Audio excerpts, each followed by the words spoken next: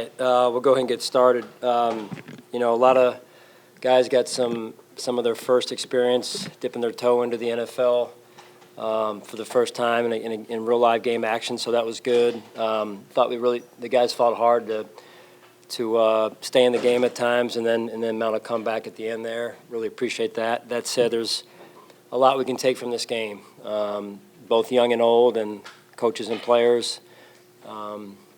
So that's really where you start with it. You go and look at the film, and there'll be a lot to go through tomorrow when we get together. Update on James. That's probably a question you guys have. James and I had a good conversation yesterday. We talked about warming up. He agreed to warm up, but not play due to his situation right now. So that's where we're at. So no change really overall. What is? If you can elaborate on that, if you don't care to, but when you say to not play, is there? What's the compromise there? You just wanted him out there, make sure he was there, or? No, he was. We wanted him to play.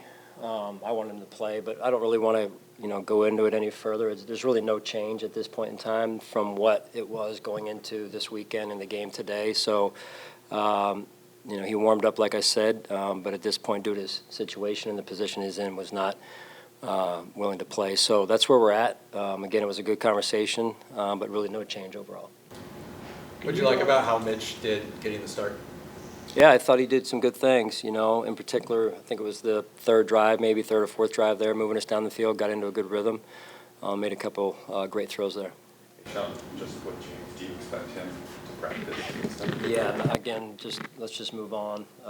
We can talk about the guys who played. I think that's the right thing to do and the fair thing to do right now. So James's situation is James's situation, and let's talk about the team. Sean, along the lines of Mitch, Mike had his moments too. How do you assess that backup quarterback race right now? Yeah, no, I think both of those guys did some good things. Both of those guys moved the team down the field, at times, and I'm sure both have some plays that they want back. Just overall, we'll continue to look at it. They'll continue to battle as we get back into practice this week. We just talked to Joey Bosa in the locker room. He said it might have been about 6 years since he played in the preseason. Was it good for you to see him get some snaps in that setting, and did you like what you saw? Yes. We were out there first on defense and had a chance to get off the field on the first third down. Bigger picture now, but specific to Joey, I thought it was good that he got out there. It really was. And same for our ones, to get out there, get their minds right, minds around, hey, playing and getting into warm-ups and going out there, getting some maybe pregame jitters going, and that's the ramp up to the season here. So as you could tell, we got a lot of work to do. I thought Joey again did some good things there. It looked like in the run game in particular on a couple plays, and I appreciate him being the pro that he's been to this point and going out there and playing. Jordan Hancock has a lot on his plate early due to his versatility today. Getting pressure, open field tackling, interception that's negated by a penalty. What did you think of his first game? Yeah, it looked good. Again, you really don't know until you watch the film. I'm not out there watching a specific person necessarily, but there's certain guys that you could feel. They showed up in the game. You could feel them on special teams, feel them on defense in this case, Jordan being one of them. Why did you have Ray Davis take the extra point? You never know, right? I just feel like, what if it happens in a game? We've been on the other side of it where a team has lost their kicker. I think it was in pregame warmups a few years back. So you kind of make a mental note of that and saying, hey, what if it happened to us? And with T-Bass out, even though we signed a kicker, I wanted to see what it would look like. It's different doing it in practice. We've always practiced it, but the transition, right, the pit stop, we score, Ray's on the sideline. They're hitting his lug nuts with the pit stop, and we're getting the shoe off and getting the other shoe on. And I think Coach Tabor may have tied his shoe for him. I'm not sure. But it was really good pitch stop, and then the execution.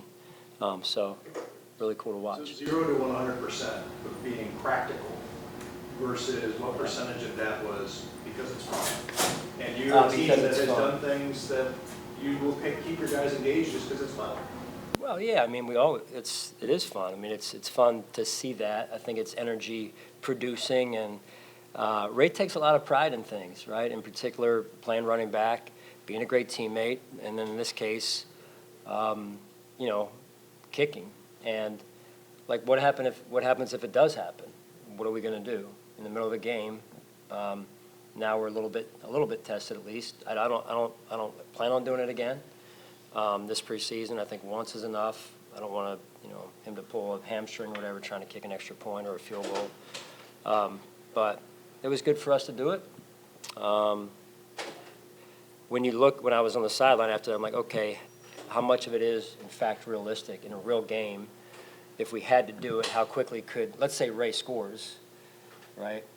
I mean, that's going to be a challenge to get him all the way back. So we got to come up with another plan, pit stop. Maybe somebody runs the shoe out to him,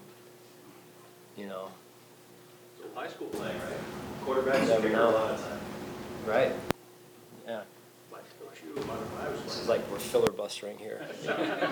Could talk about this all night. It's Hey, preseason. hey, Sean, have you, Yes. Are you done over That there? it was.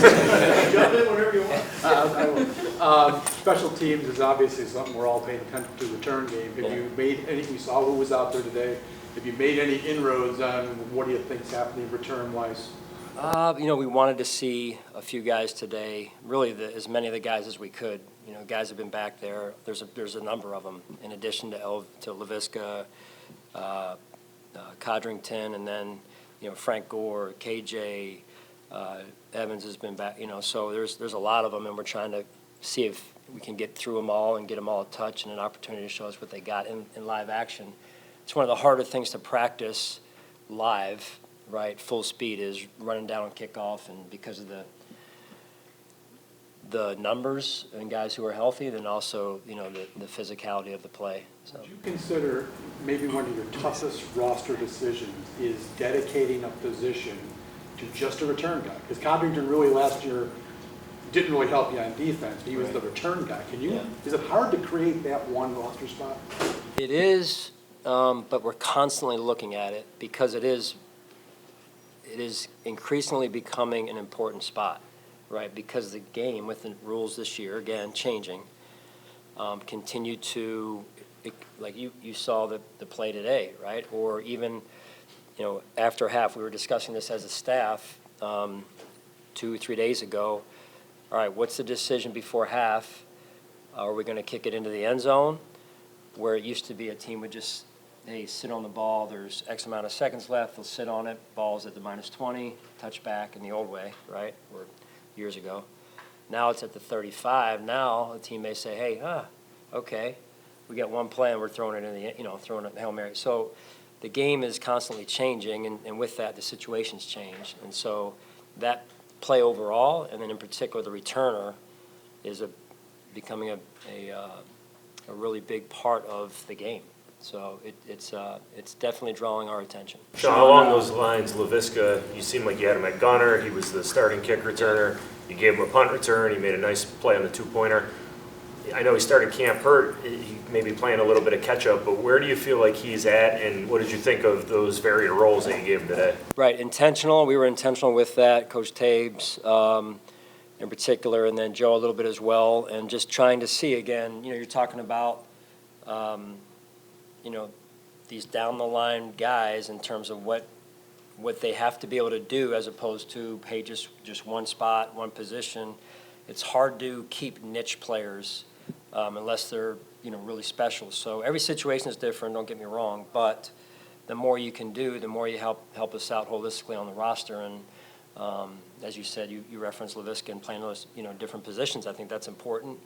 And Codrington, we're moving him around on defense and seeing what he can do, as well as the punt returner spot as well, and the kick return. How about with Shavers? Because he keeps making plays. You've talked about him, and then you got him out in some teams. Can he help you in special teams and help himself in that case? Yeah, that's going to be big for Shaves. We feel like we know what he can do, out at wide out and things, and he continues to show us that. And it's okay now. How good can you become on special teams, and what phases or how many phases can we get out of you? Again, just in terms of versatility and the value overall. I know you have to look at the film on this, and that fourth down play, execution pre-snap and post-snap that went into that touchdown to Hamler from Mike White. Talked about the offensive line being protected. How impressed were you with that entire group and the operation of that? Yeah, huge. I mean, these guys don't always they're not always playing together, right? So to get out there and to be able to execute that and at that level is really impressive, I think, overall, and just proud of the guys. You know, it takes leadership too, right? So who can rally the guys, get them all on the same page. I thought Mike did a good job, Shane as well, and Mitch. I mean, those three guys I thought did some good things in the game. Sean, some of your players over the years have talked about, how in the preseason you're not necessarily game planning very much for a game. Is there a way you could put a number on it? If there was 1, you're not doing anything, and 10, you're really, really into the game plan, where does it fall? How much work are you doing to get ready for the Giants, and how much of it is just looking for individual things from certain players? It probably differs a little bit, within each phase. Offense may do just a little bit more or a little bit less one week, but I mean, really we're hovering around 0 and 1, I would say. In particular in the first game, because I'm just a big believer in allowing these young players to play, not have to worry about, the volume of a game plan, and we get a better feel for who they are as football players when we can just watch them react and play fast and not have to think. We'll move on from here and graduate a little bit, but even still, I mean, we don't do a lot. Every team's a little bit different. We don't do a lot as it relates to game planning in the preseason. It sounds intentional, right? It almost sounds like you want to see how they react without knowing exactly what the plan is. Without knowing it's how they react, yeah, I mean, without having to balance a game plan on their shoulders. But there is an element of, hey, what can they handle game plan-wise? And we'll get into that a little bit, like I said. But, overall, that's how we do it. It may not be the same for everybody else. I know you guys are super familiar with Curtis Samuel. Availability continues to be kind of one of the storylines with him. How much is he kind of missing out on how much he's been out the last couple of weeks, and what does he have to do in the next couple of weeks kind of gain some time? Yeah, I'm excited this week to see who can really get back. I am. I mean, we've had a number of guys kind of in that, just over here, that grouping, and they're working hard. They are, Kurt's one of them. And he knows, and they all know, availability is important, right? It's time to go, and, the season's not far away. So we have a lot to learn from today. Wasn't where it needed to be in a lot of ways. So we've got a lot of work to do, and getting these guys back to put in the work is part of our challenge right now. And so the season's not waiting on us, but we need some of these guys back and back fast. Good. Thank you.